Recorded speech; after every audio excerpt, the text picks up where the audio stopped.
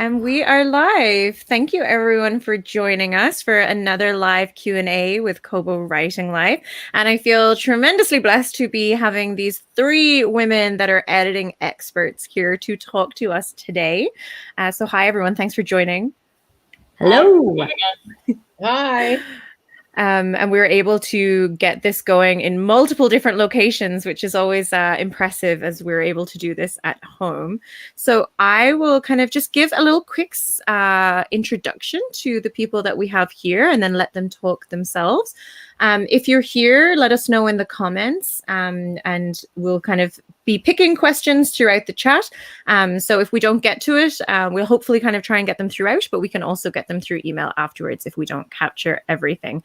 We also have a number of prizes today. So lucky if you're tuning in live, we have a bunch of stuff that we're giving away. So keep, just really keep focused and listening to what we're talking about, and then you'll see how things are going through. So yeah, we have Carol here who just said good morning from Phoenix. So thanks for coming, and from Littleton, Colorado. Excellent. It's lovely to see you guys. So let's get going, because 4 people in just 60 minutes, and I think we're going to have a lot to cover.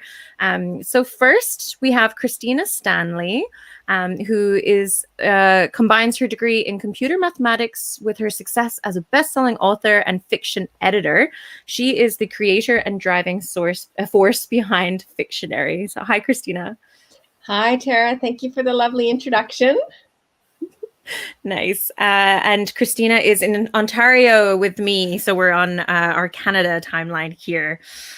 So next I'll introduce, so we have JoEllen Nordstrom, who is the founder of firstediting.com, which has helped over 50,000 authors. They boast of successfully published authors, bestsellers, and research publications. First Editing assists fiction, nonfiction, academic research, business authorities with editing for traditional, independent, and hybrid publishing. You basically do it all. Hi, JoEllen. Thanks for having us. We're glad to be here. Thank you. And you're joining us from the Canary Islands, right? Yes, I am. Wonderful. And last but not least, we have Lisa Lepki, who is a serious word nerd, moonlighting as a marketing guru and editor for the ProWritingAid for the ProWritingAid blog. With over 15 years experience in writing, marketing, PR, producing, she secretly loves the technical elements of writing more than writing itself, although she won't admit it. I might try and get you to admit it, though, Lisa. Thank you so much. I always say I want to admit it, but actually I'm the first to admit it. Well, thank you for joining us. And you're here coming to us from the UK. Nice. And we have people coming from all over. We have Scotland, England, Wisconsin, all different places. So thanks for everyone for tuning in. So yeah, I'm going to start us off, and I'm Tara from Kobo as your host as usual. So I'm going to start off and let everyone kind of introduce themselves and just give them a little bit of a like how you got into doing what you're doing with editing. So I'm going to start with JoEllen first. Oh, no, then I muted myself. Perfect. Yeah, so can you tell our listeners just a little bit about yourself? Sure. Well, I guess as a writer, I started many, many years ago, but I was writing manuals and self-help kind of things in that. And that really stepped up. Been in it so long that we were right at the beginning of all this Amazon self-publishing and different things. And as you dig into that, you meet a lot of other people, and it just became obvious that there needed to be better help online for editing. So I reached out, and editors at that time, there weren't many directories or anything like that. So that was the only option if you could find anyone. So we created our own company and basically extended off another company that had been around for many, many years. And we did everything from the research and the fiction and the nonfiction and the business. And, it really grew rapidly. So thousands and thousands of people coming through. But our niche, I should say, is really that we're getting the person, especially now that the market is so busy and there's people everywhere writing and typing as we speak, that we're helping you prepare before you actually walk into the agent, before you go into self-publishing, before you're doing that. So we're the online affordable option there to basically save your reputation and make sure that you have a professional presentation, because in today's world, you really can't go in half prepared. You get one chance if you're lucky, and you better do it right. So that's where we are. And we set up, most popular is people ask for free samples. We do that and a critique. So you can always try us before you buy us and make sure that it works there. And we have an army of editors standing by with satisfaction guarantees. So that's kind of me there around. And when I wrote that book, I was actually an auctioneer. So I talked really fast. So that's part of why I have to slow down when I'm talking to Do you have a gavel? I do. I actually have several. Nice. Gonna get you in our next meeting to just start us off with a gavel. I should have done it for this one if I had known. It's been a while, but yeah, it's still there. Nice. Okay, wonderful. Yeah, no, I love that idea that you're helping authors out before they want to kind of hit their publishing journey. So next, I'll just go to Kristina with Fictionary. Can you just tell our viewers and listeners a little bit about yourself? Yeah, so obviously I run Fictionary, but Fictionary came about because I started my writing career, or a career in the writing industry, as a writer. And I spent a year writing my first novel. And I think, like lots of people, I was terrified when I finished it. I had no idea if it was any good. I didn't want to share it with anyone. And that I had this thing, and my dream was to have it published. So I went on and wrote 2 more novels because I was too chicken to, do anything with that first one. But while I did that, what I discovered in researching and reading all the writing and editing books is what I truly love is editing. And so I need to get that first draft out of the way. It's painful for me. But when I get to the editing phase, I'm super happy and I love that part. So kind of my passion turned out to be more about editing. And what I discovered was it was really difficult to edit your own novel from a story editing perspective, which is what I specialize in. And so I created Fictionary to help with that. And the first version was just for me in a Excel spreadsheet mess, where I drew all my graphs and did all these things. And then we decided to actually build it into a product for other writers, thinking that, well, if I had this problem, other writers did too. So we'll put that out there. And then from there grew Story Coach, because we had bunch of editors coming to us asking us, like, how do I be comprehensive, and how do I know I'm objective, and how do I know I'm not doing something that actually makes the novel worse? So that's where we started partnering with First Editing and working with their editors to develop Story Coach, and all of JoEllen's story editors use Story Coach as a product. So it kind of all came around that way, just because I love editing. Nice. I love that. And somebody else that loves editing is Lisa. You want to tell us a little bit about yourself? Yeah, it's interesting. I feel like everybody that we talk to in our community either loves the writing bit and hates editing, or hates the writing bit and loves editing. And there's so few people in that Venn diagram that work with both. And so it's good to have these sorts of tools to help you with that. But in terms of how I started, I was always one of those kids that had their nose in a book, and I've got piles and piles and piles of journals from when I was a kid. But it never occurred to me that I could be a writer. Like, I just thought if I was going to be a writer, that's Margaret Atwood. That's, like, you have to write these incredible things. And so the idea that I could, become that kind of writer just felt totally out of the world of possibility. So I ended up coming to writing professionally as part of other things that I was doing. I realized that out of everyone on the team, I could write the best press release, and I realized that I could write the best marketing copy, and then I realized that I could write all these different things. And it's only after I started working with other people that I realized that not everyone has that, and how much of writing is a skill that you can learn, and how much of it is technical, and how much of it is just about learning some good techniques. Because if you think of everybody in the world that writes, how many of those people that, whether they're writing reports or writing emails or whatever, how many of those people have actually taken a writing course? Like 10% of people maybe have had any sort of formal training in writing, and yet they're still having to write, these big accounting reports or pitches or all of these kinds of things. And somehow everyone's just expected to know how to do it. And so when Chris started ProWritingAid, Chris Banks is the founder of ProWritingAid, and he started in the same way as Kristina did. He was trying to edit his own book.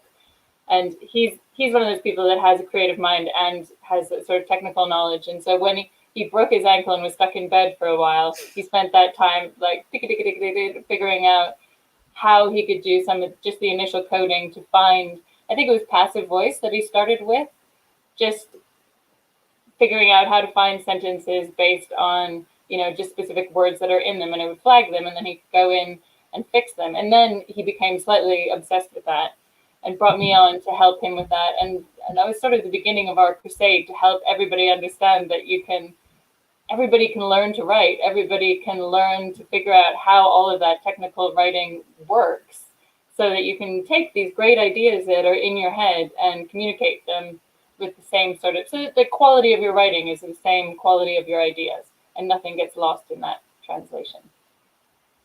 Nice. I love that. Laura gave a comment there saying that she loves writing and hates editing as well. So there's each writer has their own kind of way of doing things. That's right. We'll help you through it. Yeah, exactly. And Calvin says editing is just writing with the bad bits taken out. Yeah. Which it absolutely is. So let's get on to some questions about what everyone can learn from you guys with your kind of areas of expertise with editing. If you guys have questions, please put them in the comments. But I think what I've learned from you guys is that the first step is always sort of the story edit part. So I think I'm going to start with Kristina. Can you speak to this a little bit, just about like why the story edit is so important, and then tell us about how Fictionary really helps with that? Sure. So we always talk about, you know, you write your first draft, then you edit it. And there's this big world of editing out there. So how do you actually start? And so I recommend that you start with a story edit. And what that is getting your story straight first. And so you're looking at characters, plot, and setting, and you're looking at the overall story arc, word count per scene, characters in a scene, all of these things to get a strong story. And the reason I recommend you do that first is that when you're doing a story edit, you're going to move scenes around, cut scenes, add scenes, change scenes. And so you do a lot of rewriting. And so if you spend too much time copy editing and proofreading, and particularly proofreading, you're going to rewrite it anyway. And so then you have to do it all over again. And so I think most writers, when they're doing a story edit, do mostly a story edit. And you can't help but copy edit while you're story editing a little bit. But you don't want to do like a full copy edit on a whole novel and then go and rewrite it. That's hours and hours of wasted time. So if you do your story edit and do it the other way around. So that's why I recommend that. And with Fictionary, ProWritingAid works in it. So you can turn it on and copy edit, you know, as you do your story edit, or you can do it afterwards. Totally what you feel is right for you as a writer, which is really important. You know, I don't want to force a process on anyone, that you have to do what fits you. And sometimes your mind is just not creative for story, but you want to be productive. So go ahead and copy edit, right? These things happen. And so with Storyteller, basically, writer imports the manuscript and Storyteller then analyzes it for them.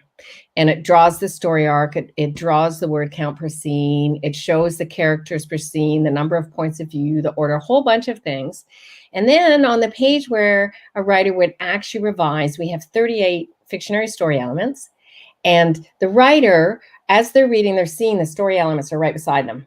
And so they can look at, okay, today I'm going to focus on character. So who is in this scene, and who has the point of view, and what's their goal, and what's standing in the way of their goal, and all of these things you have to consider for a scene. Does the same thing for plot and the same thing for setting.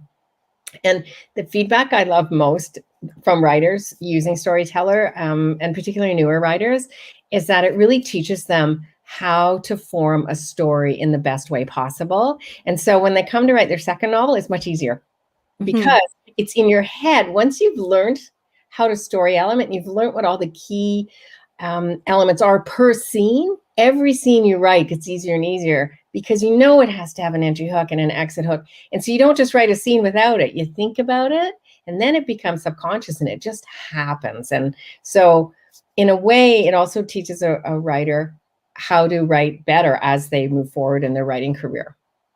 Nice. I like that idea a lot. And I like that it's come from you, like out of necessity for something that you've wanted as a writer. And I wonder if people use it as sort of, they get better and better at it. It would almost be a validation. You're like, I'm so good at my story edit now that Fictionary is like telling me that I'm good at my story edit. It does. And, I love it. Once in a while, somebody will send me an email and show me a snapshot or a screenshot of their story arc and go, look, Kristina, it's right there. And you think, yay, that's great, right? So it does. And I've seen people put them out on Twitter and you think, okay, yay, someone's super proud that they've got it right. And they've gone from some crazy story arc to there it is in perfection. Awesome. We do have a question from Matthew here who's just wondering, what's the learning curve for Fictionary? Is it very like user-friendly? Is it intuitive? So there's kind of two thoughts on that. People who like online software, we get people love the actual aesthetics of it, that it's very pleasant and comforting to work in. And if you're a software user, it's easy to learn. If you're not, it's hard. So if you're not using any tools at all, then of course you're trying to learn a whole new skill of using a tool versus someone who has a bit of experience. So it kind of depends on the writer. And then within Fictionary, for every story element, we have a little question mark, and it tells you how to use the element, what you want to do for your writing, and what you want to watch out for. And the same for all the insights that actually show you your book. It tells you what you're looking for, so you can learn. And then that gets quicker when you know those, basically. But, you go in, you edit, you type, you delete, like any other software. You can move scenes around, delete scenes, and really you just move your mouse and find the spots.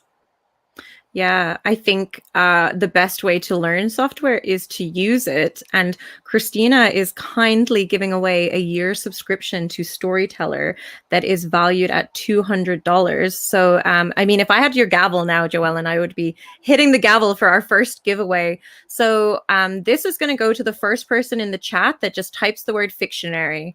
And spells it right. And spells it right. And spells it right. First person that types Fictionary is going to receive 1 year subscription to Storyteller. Right there. Right. In the comments. And Calvin Beam is our first person. So congratulations, Calvin. You're getting your year subscription to Storyteller. So if you send us an email to writinglife@kobo.com, we'll sort you up and connect you with Kristina for that one. So thank you, everyone, for taking part. We're going to have some more to go. So I'm going to go over to JoEllen next. So JoEllen, your editors use Fictionary as sort of a basis for assisting in their editing process. So what's next once a story edit is done? Well, there's 3 levels of editing, and it's basically the highest level being that story edit, which if you're not writing a fiction story, then it's also a content or a developmental or structural edit. And then when you're done with that, you have the option of going on to a line edit, which is, basically the line by line, making sure the grammar, spelling, punctuation, that syntax things are covered, but also the style, the voice, the continuity, the flow, that it all kind of ties together quite well, not from a logical perspective as much as that it flows gently from one scene to the next, and that works. And then of course we have the copy editing also, and these are all produced or performed by human editors, as my 2 partners here like to talk about. And we prefer professional editors, but either way, we use both. We use both Fictionary with our fiction editing, and we use all of my editors are required as part of their job to use ProWritingAid, because it really is a tool that, it just keeps you consistent and makes sure that you're objective, you're not missing anything. And, it is just too easy, and you should always use the tools that are available to you. So when you've done your story edit, if you're using Storyteller, you have a couple options there in the fiction world, is to come on over to us, and we can actually go through that as a story coach, which is what the back end that we use. It's more or less the same, but it's on the higher level, and it allows us to access your document actually inside the system there. And to 38 story elements. We've been going through a lot of videos, Kristina and I, and it's intense. It's a lot to learn. So just having written a book is a lot, but then the editing is so intense. So we've been trying to show people exactly what are those 38 objective things that we want to make sure we don't overlook. And then once you have that, then the editor's also looking at the creative, the subjective, based upon their experience in the publishing industry, based upon their experience in your genre, based upon their experience in your subject matter, whatever way you're looking at that. So that's very important. And then, of course, once you've completely wrapped up that structural developmental content edit, then it's the line edit that we talk about. We talk about a lot of that. But again, one of the things, and again, we are partnering also with, I don't know which way to point on this. It's like the Brady Bunch, we're all around the place. When we combine with ProWritingAid, we've actually been doing a self-editing school and talking about what we do behind the scenes so that you can learn as a writer. Again, the more you know, the better writer you become.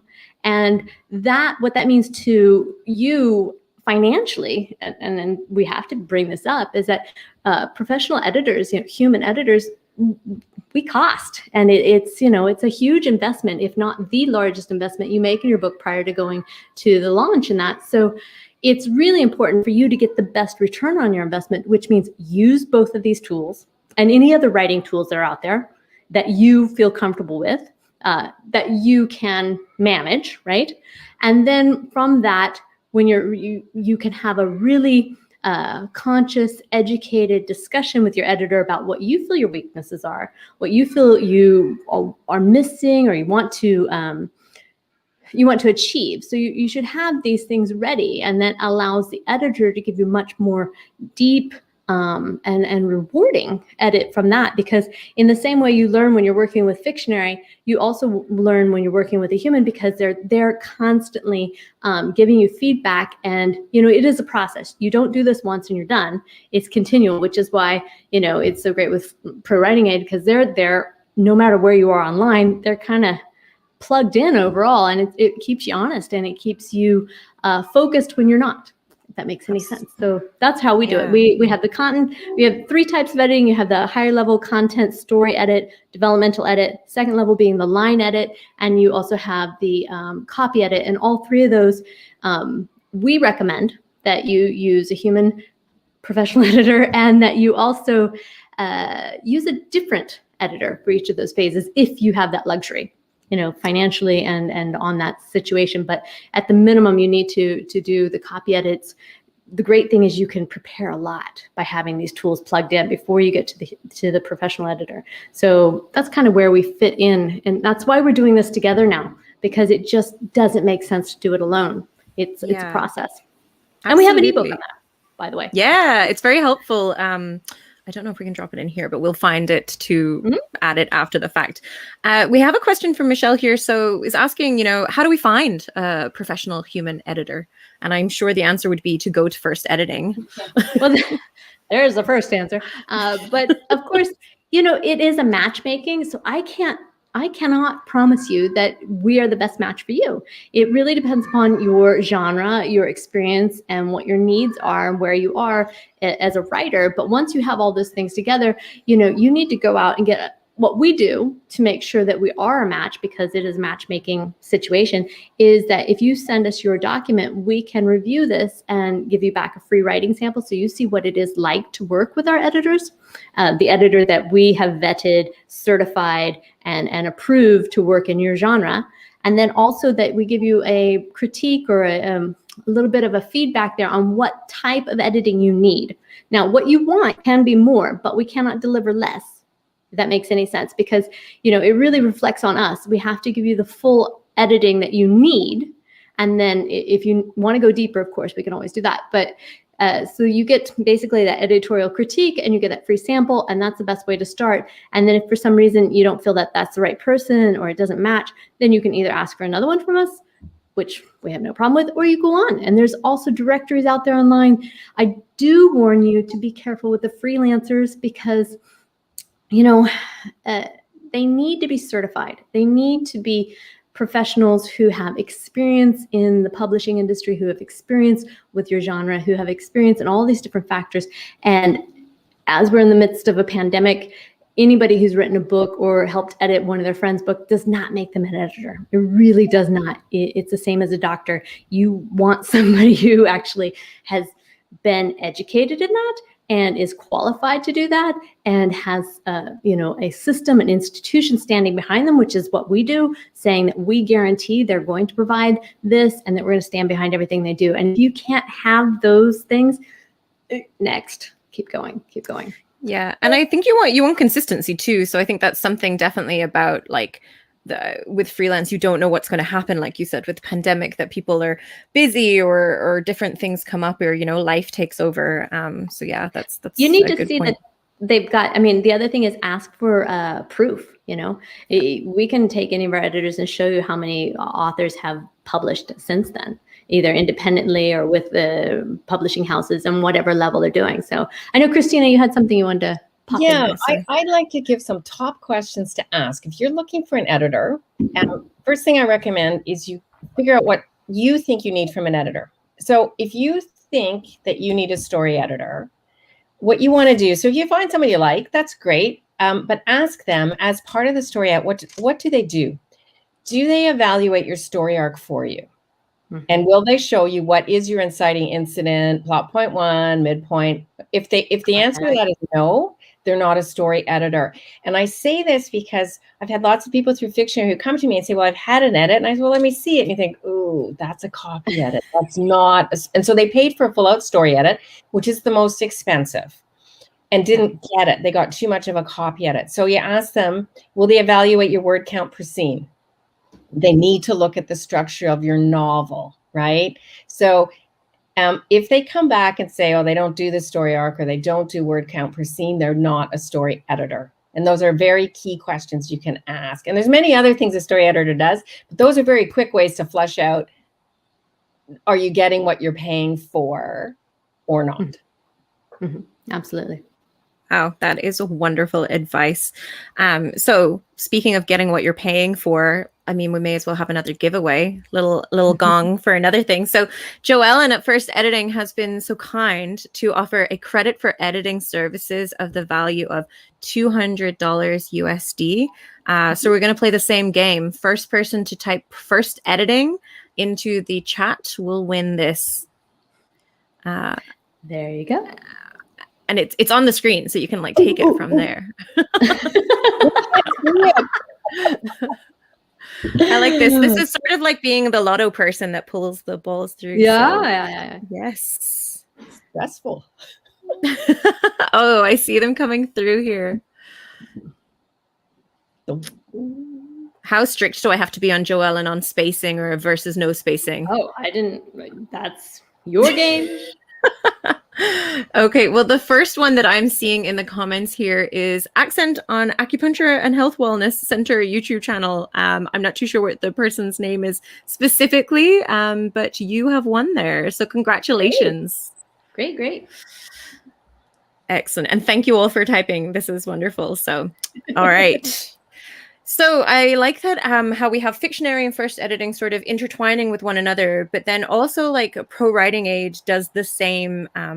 You're kind of using the same tools, but hitting up different spots and kind of doing a little bit of everything. We have a lot of ProWritingAid love in the comments here, that they really love the program and the things that we can do with it. And I think it seems to be like such a good thing to use for like pointing out like bad habits and different things like that, or like overused phrases. Like you mentioned about how like it was created to try and hit up passive voice. So can you tell us about the sorts of things that ProWritingAid does if people aren't familiar, and how it interacts with all of the stages of editing that we've sort of been talking about? Yeah, sure. I mean, one of the things that I just wanted to say is that when we first started talking about ProWritingAid as an editing tool, so many writers said, well, an editing tool will never replace a human editor. And we were like, no, we know, we get that. We absolutely get that. This is a step on the process. Like our editing tools, whether it's Fictionary or ProWritingAid, are going to struggle to find your character inconsistencies or your plot holes or anything like that. But what they can do is sort of guide you in the right direction and flag things that might be problematic so that you, as the writer, can go back and have a look at them. And I think there's lots of things, like passive voice is a good example, where if you use passive voice occasionally, it's fine. If you use it loads, it gets really hard to read and it's less engaging for your writer. And so ProWritingAid, like you could go through your whole novel from top to bottom and search out every little sentence that is written in passive voice and then edit them that way. Or you could just run a report and it flags them all and you can just go through and be like, it works there. Oh, that one, I could rewrite that. Oh, that one, I could rewrite that. It just sort of creates a lot of efficiency around that, around things that are easy for software to find and flag and point out to you. And the way I always think of the copy editing and line editing side of things is that it's the way to get the story out of your head along a smooth path and into the head of your reader. And we talk a lot about how that sort of stage is looking at the technical elements of writing and making sure that your ideas are coming through in the way that you want them to. And so every time your reader looks at a sentence and has to like stop and reread it again because they don't really know what you're saying, or passive voice just means you don't say who's doing an action until the end of a sentence. And so if you imagine a movie in your brain and you always want your reader imagining things and picturing things and your description is like filling out that movie in their brain. And every time you write a sentence where you don't know who's doing the action until the end of the sentence, that's like a blank until you get to the final word of the sentence. And so there's just lots of technical things like that are just based on word order and word construction and the kind of ways that your sentences are put together. That's quite easy actually for software to find because it's just, there's a limited amount of word editor or word orders that you can find. The other one that I always really love, and it's maybe just because it's my own bad habit, and every writer has their own bad habits, but my favorite report is called the sticky sentence report. And so the way we break it down is there's two different kinds of words in every sentence. There's the working words, which have like actual proper meaning. And then there's the glue words, which are like and, in, on, the, by, like all of those words that are the scaffolding for your sentence, but they don't actually have any information in themselves. So you want your sentences to have as many working words as possible, and the glue words just stick them together. And if you end up having a sentence that has 60% glue words and only 40% working words, probably you can go back and rewrite that and make it a bit more clear. And the road that sentence is going to go down into your reader's mind has some bumps on it. And there's a good chance that you will be able to improve the clarity if you go back and rewrite it again. And there's tons of things like that in the software where it's a flag so that you can just tinker with the technical elements and see if you are if you're using those words as the tool that they are to get the ideas across in the best way. Can I just follow up on that? Oh, sure. Lisa, go ahead. Lisa, one of the things that I find with ProWritingAid that really speeds up my process is before ProWritingAid, and I was looking through for passive word, you got to read every sentence and think, do I need to rewrite that sentence? And then you go on to the next sentence. Do I need to rewrite that sentence? And what you're enabling people to do is to let ProWritingAid flag what you might need to rewrite, and then decide, do I want to or not? It's up to you, of course, as the artist. You've written this is yours. But it allows you to focus on the problem points instead of doing every sentence of your 80,000 words, which takes forever. Yeah, and I'm sure at some point as well, your brain's not even seeing these things because you're so close to your own story. You've been writing this for a long time. Like, how many of us have, read something 5 times and on the 6th read, we find the typo that's been there the entire time? So I like yeah, exactly. I like the idea of like ProWritingAid just sort of like giving you kind of like a nudge in the right direction of yeah. Little tap on the shoulder. This might be problematic. And the good part is that is the repeats report, because it'll just go through, like, you can go through your entire book and tell you that you've used this same 6-word phrase 9 times. But I mean, as a human reading that, it's really hard to log every sentence and every phrase that you've used. But 9 times is a lot in a book if it's like a 9-word phrase. So probably you want to go back, because it'll just set off like a sort of irritating echo in the mind of your reader. And so you can go back and have a look at it. But I think that with Fictionary and with ProWritingAid, one of the things that we hear a lot is that it takes the editing process and breaks it down into really doable chunks. Because like when I wrote my first draft of my first fiction piece that I ever wrote, I just didn't know where to go. I didn't know what to do. The whole thing seemed really daunting. And so Fictionary like breaks it down and says, okay, here's your job for today. You go through, you look at all of your characters, you tick it off, and then you think, oh, great, look at me, I did some editing. You feel you've checked it off your checklist, which I'm obsessed with checklists. And you go along with that. Same thing with copy editing. It's the same thing. Like today, we run a summary report. It's told me that I have too many sticky sentences. Today is sticky sentence day. I'm going to go through, and I'm not going to get up from my desk until my sticky sentence score is looking more in line with published work. And that's your goal for the day. And once you've done that, then you can move on. And I think both Fictionary and ProWritingAid are great for that and making it all feel just a bit less daunting and a bit more doable. Absolutely. I like the idea of just kind of using them all together in like different ways. And Daryl has a comment here or a question here just asking about what about a style report? He's asking if you compare text with famous authors, which I'm sure you probably don't want to do as a writer. You want to have your own voice. Yeah, we do. We do. Oh, you do want to do it? No, we've got, so it's quite a new feature. There's a Daryl that often comes to our webinar, so if that's you, Daryl, hi. So if you run so when you sign up for ProWritingAid, you can go into your settings and choose the author that you most want to emulate. So if it's Neil Gaiman or if it's Margaret Atwood or whoever it is, there's about 40 authors in there, and you choose that author, and then when you run a summary report, it'll give you your passive voice index, for example, against all fiction writing, but then specifically against Neil Gaiman. So you can just see how you stand up to them, because different genres are a bit different and expectations are different if you're writing fantasy compared to if you're writing true crime compared to if you're writing romance, right? And so it just gives you just a more specific benchmark and lets you make sure that you're in line with them. Cool. I love that you can a lot of your time, I warn you. And you can tell your family that you are going to be the next Neil Gaiman because this software has told you that.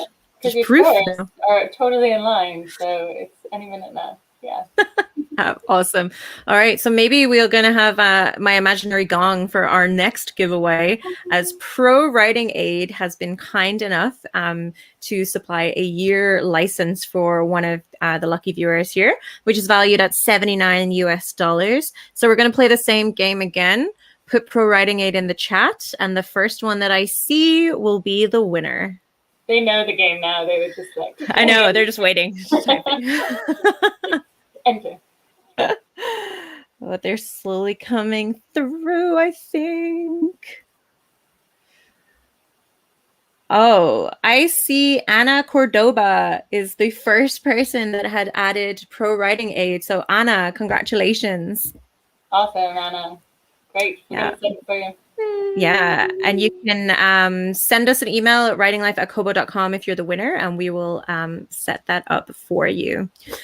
Okay, so let's get into some questions that have come through the chat. So one of the first questions that a couple of people asked Christina is there a word limit with Fictionary? Oh, you're muted. Okay, yeah, no, I think I know how to do that right now. No, there is no word limit. However, I will say, I think the largest novel we have in there is about 380,000 words, and I've spoken to the writer, and so when the story arc is drawing, it's slow, because every time the story arc draws, it's analyzing the whole manuscript. So the bigger the manuscript, you'll find some parts of the app are a little bit slower, but we don't actually have a word limit. I'm sure at some point but we've tested up to, well, we put in like 1,200,000 words, and so it's just slow, but it actually works. Oh, nice. That's good to know. I have a question here from Lauren.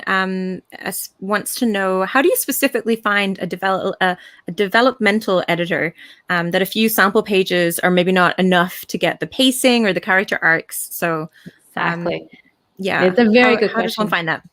Well, when I mentioned doing, because we do all 3 levels of editing, so it's a little different. But actually, if you're looking for that developmental story edit, like Kristina and I do, then you really do need the full manuscript to be able to assess it. And that's the beauty of having that software, because it can assess it like eerily way too fast.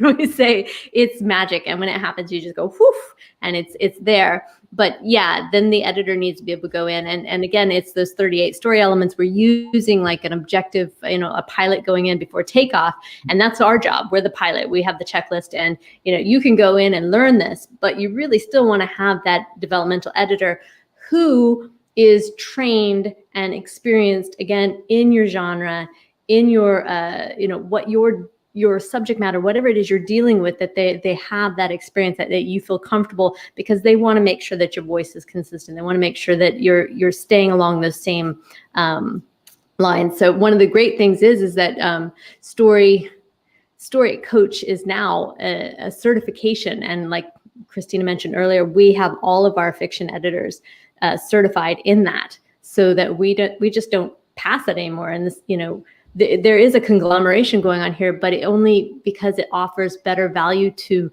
the writers, and it's the only way to keep up. I mean, the same way we use ProWritingAid, we have to do that. And when you're in ProWritingAid, there's a little button there, and you're looking for an editor. If you think you're finally there, then you click on the button, and up we come, and we say, okay, you're ready for editing, and you can talk to us, and you can also call or chat or do whatever. So that example of send us a portion is more for when you're doing a line edit or a copy edit as your final reaches. But on that developmental edit, absolutely, if it is a literature, fiction story that's coming through, we want the whole thing. Wonderful. And you mentioned that certified editor. Somebody had the question, and I was curious myself. What's certified how? Like what's the editing like PhD? Okay, so there we developed the program because when I went out looking for how are editors getting their credentials to prove they're any good, it's really difficult to find a structural editing course for fiction. There's lots of nods, there's a piece, but most of it is nonfiction because that's more boxed in. And so what we did at Fictionary is we created a certification program and wrote it to train editors specifically on story editing. So we don't deal with copy editing, proofreading at all. It's specifically.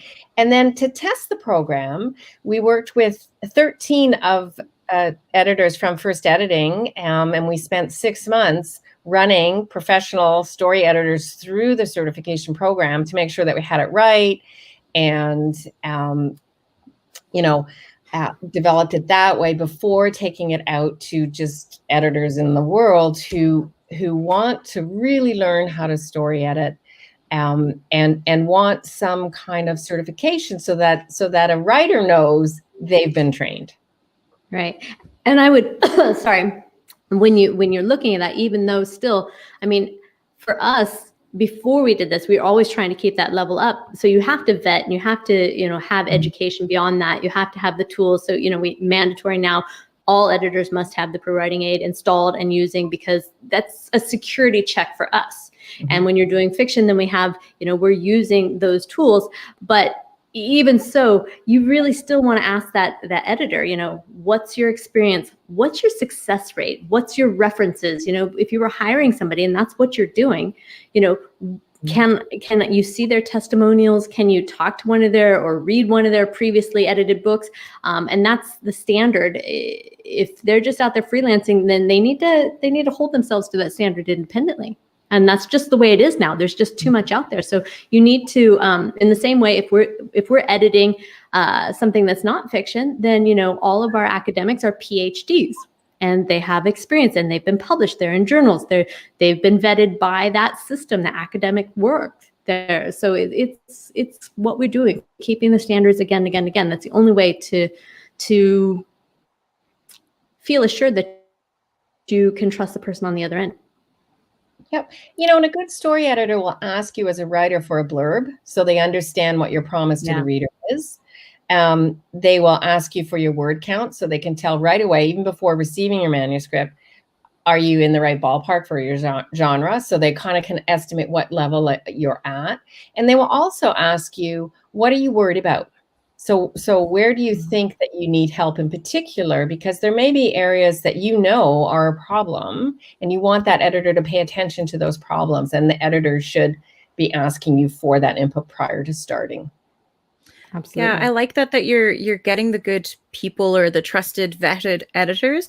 It's something that we like to do at Kobo Writing Life as well, is when you're publishing independently, it's really daunting if you wanted to type self-publishing into Google or any search engine that you're using. And I'm sure it is the same with like trying to find an editor and you're getting like 100 hits and you don't know where to begin. So I think it's really great that you guys have like built out this course to make sure that your users just really don't have to have that concern. Yeah. Right. Absolutely. I mean, and that's why we're working with Kobo. We're trying to make sure that, not only we feel confident in what we're presenting, but if we can hand them off to the next stage, okay, you've been edited now, and you've done this, and you've got your, what's your book cover, what's your launch, and where are you going to put this up, and how do we use the aggregators, and where is it going to be distributed? All those little things that really can be overwhelming. And so you need to have a trusted team, a trusted approach of other people that have proven their knowledge at one stage, and you can trust them for the next, or at least be handed off with confidence. Absolutely. So in addition to the ProWritingAid love that we're getting in the comments, we're getting a lot of love for the webinars and things that you've done during the pandemic. So, good on that. We were in one recently, which was a lot of fun. So that's a nice little perk to be able to take part in your webinars. Yeah, well, then actually we've got you next week. What day is it? On March 30th, we've got you coming in to do one. So if you want to learn more about Kobo Writing Life and how it all works, you can come join us there. So yeah, have a look out for that. But some questions about ProWritingAid, and there's a couple of different questions about specific software, but could you maybe talk a little bit generally about how writing software integrates with ProWritingAid? Sure. Yeah, how that works. So we have integrations for MS Word and Outlook as well, and Google Docs. In that way, you can just get our toolbar added to your MS Word like overall toolbar. Google Docs as well, you can write your document in Google Docs and then click a little button and our whole editor will open up as a pop-up over top of Google Docs, and you can access all of the 20 different reports there. A lot of people ask us about Scrivener. We don't have an integration in Scrivener, but what we can do is open up your whole Scrivener project inside of ProWritingAid, which I don't think any other editing software can do. And so then you can go into all the different elements of your project, do your editing there, close it up, and then when you go and open it again in Scrivener, it'll be there. And then what JoEllen was talking about before is our Chrome extension, we have extensions for Firefox and Chrome and Safari and Edge and various others. But that means that ProWritingAid sort of follows you around the internet. So if you're writing an email, you'll have a little box there that will underline. Well, it'll give you live corrections as you're writing for grammar and style and spelling. And then if you want to go deep into any of the other reports, you just click a little button and a pop-up opens and you do your work there and then close it down again. So it's quite good that way. That's how you use it with Fictionary. So Fictionary exists on as a web-based application. And so as long as you've got our Chrome extension installed, that'll just pop up right inside of Fictionary. And that's the same with like Wattpad and Medium and all of those sorts of things. It's a good way to have it sort of follow you around and keep track of your editing wherever you go. It should show up in Kobo Writing Life. It should show up when you're on your dashboard there because that's web-based. Yeah. I mean, it follows you everywhere. So it's, we're all tied in. You can't hide. I like the idea of it like improving my emails. I just want my emails to be just like really dramatic scenes. So I'll can help with that. Yeah, but I mean, I've used it every day, constantly, and it pops up with things, just to reduce my wordiness, and instead of saying as well as, it's just like, do you really need as well as? Can you just say and there? Just little ways to make my writing a bit more concise, a bit less vague. Good. Nice. And we have a question that's come through here about if this is available in different languages. The software here is English-based first, or could it be used for different languages? No, ProWritingAid is English only. We're sort of working on a Spanish one. We keep saying that that's going to be our next one, but there's so many things we still want to do with our English one. that we haven't quite got there yet. And we essentially have to rebuild the tool from scratch because Spanish is just built in a different way. It's not like we can just plug in a new language and have it work. So at some point in the future, Spanish will be our next venture, but probably not for a couple of years anyway. There's still too much that we want to do. So in Fictionary, as long as your English is good enough that you can use the commands in Fictionary and read the writing tips and stuff. We have writers who the language is in Dutch, French, Spanish, Swedish. Anyway, several, as long as the alphabet is right. So obviously we're not doing an Arabic alphabet or whatever, but the manuscript will get scanned and everything will draw and you can use the whole thing. So it just kind of nicely works if you're comfortable using the rest of the tool in English. Nice. And JoEllen, your editors are based English only? Yes, but the murder mysteries or whatever, it's very important that they know that and that they're doing that. Now, we've had people attach us. I speak Swedish and Spanish and those things. But again, you don't want me to, I can do some basic, but you don't want me editing your Swedish or your Spanish. It's just not a good choice. You need to stay in your language. I was just going to ask if you do editing in other languages at all, but no is the answer there. Not typically, no. We've done a few, but no, not really. We're not out. There's some great companies out there and you need to go with them in that country. Yeah. Nice. That's good advice. All right. I'm going to hit my gong for the last time. And this is the giveaway from Kobo Writing Life. We're giving away an e-reading device, which is the Kobo Nia, which is valued at $99 US. So let's play the game again. First person that puts Kobo Writing Life into the comment box will be the winner of a brand spanking new e-reading device. Are we allowed to enter this one? I really want one. Me too. Sure. You're like, type it really quickly. Okay. I feel like there's like a little delay with the comments. So it's like the anticipation of waiting them to see them come through. And the person's already typed it and they're like, hey, I typed it. Where is it? Exactly. Okay. So we see Annette, a baby Brown, is the winner of the Kobo Nia. So congratulations, Annette. Yay. And thank everyone else for playing. This has been very fun to do. This is the first time we've done giveaways with these live events. So this is fun and new to me. I like it. Adds a little excitement. It does. Yeah. Not that editing needs it. Editing is exciting enough as it is. Oh, yeah, exactly. Nice. And now a comma.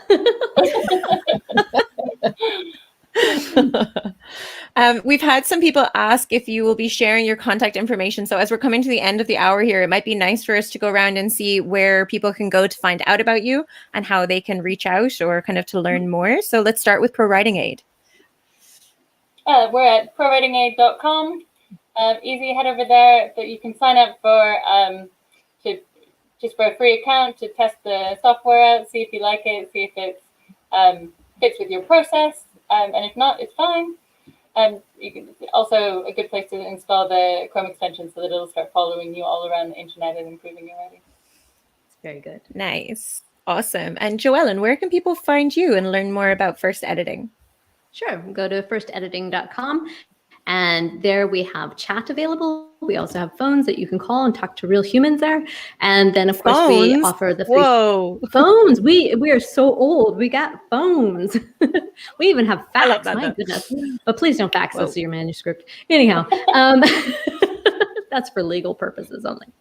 Anyhow, there are lots and lots of things you can choose there, but basically upload your document and send it in for a free sample. We'll be glad to get back to you and let you know an exact firm price. It doesn't change, and what we think that you need and how long it would take and all that fun stuff, and answer any questions. And somebody will phone you within 24 hours if you leave your phone number. So that's some amazing service there. Yeah. Yes, that's what you get. Nice. And then last but not least, of course, Kristina, where can people learn more about Fictionary? So it's fictionary.co, not fictionary.com, co. And we have a chat on the bottom right. And if you click that and you want to talk to me in particular, just say, hey, Kristina, and I will see it. And if I'm not online at the time, leave me your email address and I will get back to you. And the same goes if you actually use the Fictionary app. I talk to lots of writers there personally within the app when they're actually using it and they have questions about whatever they have questions about, whether it's their writing or it's Fictionary itself. I'm always happy to help, and I love getting connected and chatting with writers. So do reach out if you'd like to. Nice. And it's always a pleasure to chat to you three ladies. We like to call ourselves the Quartet, that we've all come together as these women to help writers with their editing and independent publishing and just basically their writing journey from start to finish. And we've got stuff coming up in the future as well. Like Lisa mentioned, there's the ProWritingAid demo next week. And we've got some other stuff in the works. So I would say to keep an eye on Kobo Writing Life's social or sign up to our newsletter. And that's where we'll sort of be letting everyone know what's going on with the four of us. Yeah, and if you wanted to come to that webinar with Tara next week, if you go to ProWritingAid.com and then click on the Learn tab at the top and then hit webinars, that's where you'll find the registration pages there. Perfect. Awesome. Any last words, ladies? Just keep writing. Yeah. Keep writing, keep learning. Don't be afraid of editing. Editing's awesome. Yeah. Editing's where the magic happens. Embrace editing. Learn to love it. It's great. Embrace editing. That's the message. There you go. I love that. Editing shouldn't be scary. Embrace it. Awesome. Right. Well, thank you everyone for commenting and watching. This has been a really wonderful hour that has just flown by. So we'll have to do something else as well if there's any other tricky questions that have come up. But thank you, ladies. This has been a wealth of knowledge and I really appreciate it. Thank you. Thanks. Bye, everybody. Bye. See you again soon.